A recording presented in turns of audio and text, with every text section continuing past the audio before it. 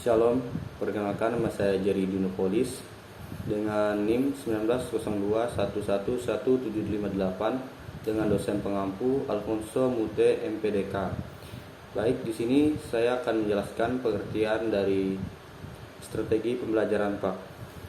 Strategi pembelajaran PAK secara umum dapat diartikan sebagai garis-garis besar haluan untuk bertindak dalam usaha mencapai sasaran yang telah ditentukan. Dihubungkan dengan belajar mengajar, strategi juga bisa diartikan sebagai pola-pola umum kegiatan guru dan anak didik dalam pewujudan kegiatan belajar mengajar untuk mencapai tujuan yang telah digariskan. Hal ini disimpulkan bahwa strategi pembelajaran merupakan suatu rencana tindakan atau rangkaian kegiatan yang termasuk dalam pemanfaatan berbagai sumber daya atau kebutuhan dalam pembelajarannya. Adapun beberapa macam strategi pembelajaran yaitu yang pertama strategi pembelajaran explosion, yang kedua pembelajaran inquiry, yang ketiga pembelajaran berbasis masalah, yang keempat strategi pembelajaran peningkatan kemampuan berpikir. Strategi pembelajaran ini untuk peningkatan kemampuan berpikir merupakan strategi pembelajaran yang menekankan kepada kemampuan berpikir siswa. Dalam pembelajaran ini, materi pembelajaran tidak disajikan begitu saja kepada siswa, akan tetapi siswa dibimbing untuk proses menemukan sendiri konsep yang harus dikuasai melalui proses ideologis yang harus menerus dengan memanfaatkan pengalaman siswa. Dari pengertian strategi yang saya sampaikan tadi, dapat beberapa hal yang terkandung di dalamnya. Strategi pembelajaran peningkatan kemampuan berpikir. Yang pertama, strategi pembelajaran ini adalah model pembelajaran yang bertumpu pada pengembangan kemampuan berpikir. Artinya, tujuan yang ingin dicapai dalam pembelajaran adalah bukan sekedar siswa dapat menguasai sejumlah materi pelajaran, akan tetapi bagaimana siswa dapat mengembangkan gagasan-gagasan dan ide-ide melalui kemampuan berbahasa secara verbal.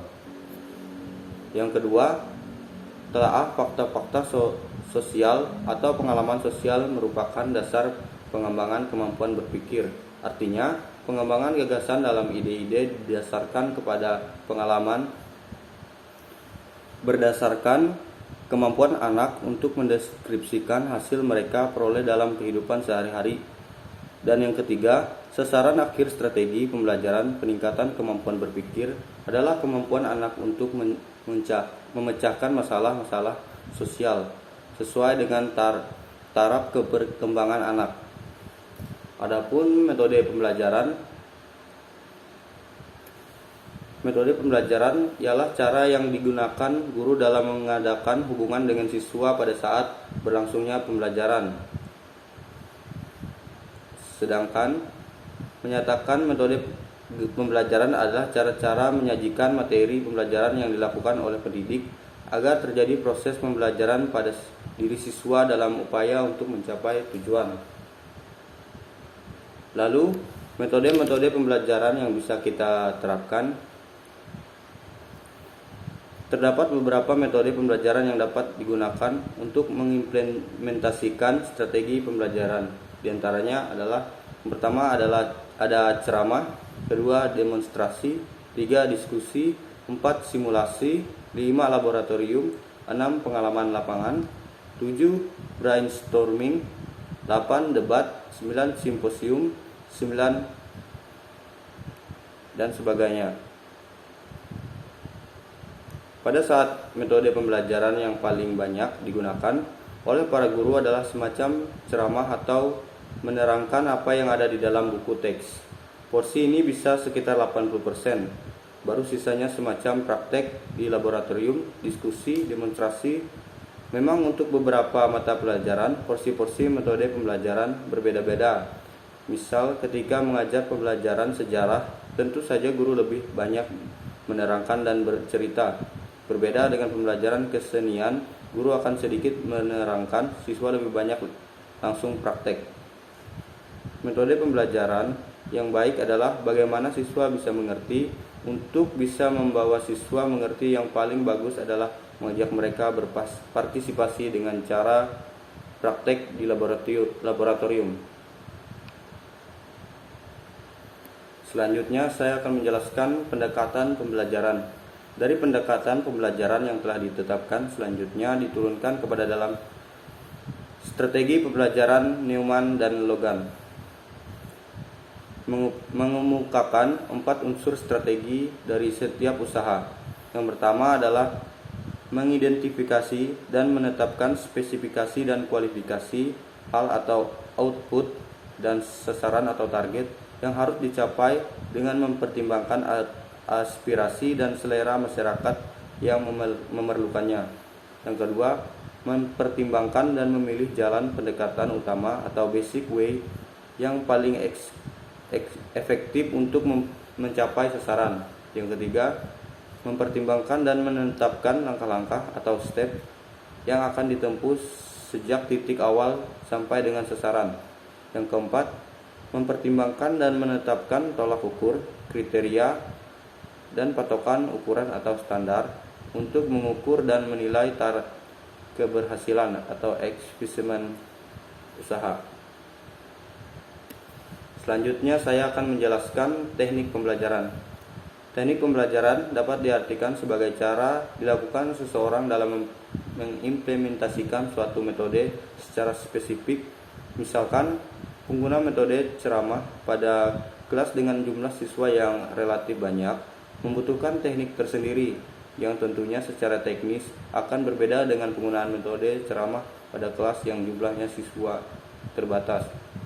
Demikian pula, dengan penggunaan metode diskusi, perlu digunakan teknik yang berbeda pada kelas yang siswanya tergolong aktif dengan kelas yang siswanya tergolong pasif. Dalam hal ini, guru pun dapat berganti-ganti teknik meskipun dalam koridor metode yang sama. Berdasarkan uraian saya yang saya sampaikan tadi, bahwa untuk dapat melaksanakan tugas secara profesional, seorang guru dituntut dapat memahami dan memiliki keterampilan yang memadai dalam mengembangkan berbagai model pembelajaran yang efektif, kreatif, dan menyenangkan, sebagaimana disyaratkan dalam kurikulum tingkat kesatuan pendidikan. Selanjutnya, mencermati upaya reformasi pembelajaran yang sedang dikembangkan di Indonesia. Para guru atau calon guru saat ini banyak ditawari dengan aneka pilihan model pembelajaran yang kadang-kadang untuk kepentingan penelitian atau penelitian akademik maupun penelitian tindakan. Sangat sulit menemukan sumber literaturnya. Namun, jika para guru atau calon guru telah dapat memahami konsep atau teori dasar pembelajaran yang merujuk pada proses atau beserta konsep dan teori pembelajarannya sebagai dikemukakan di atas, maka pada dasarnya guru pun dapat secara kreatif mencobakan dan mengembangkan model pembelajaran tersendiri yang khas sesuai dengan kondisi nyata di tempat kerja masing-masing, sehingga pada gilirannya akan muncul model-model pembelajaran versi guru yang bersangkutan, yang tentunya semakin memperkaya khazanah model pembelajaran yang telah ada. Sekian yang dapat saya sampaikan melalui materi ini. Saya ucapkan terima kasih. Mohon maaf jika banyak kekurangan yang saya sampaikan melalui materi ini. Saya ucapkan terima kasih. Salam.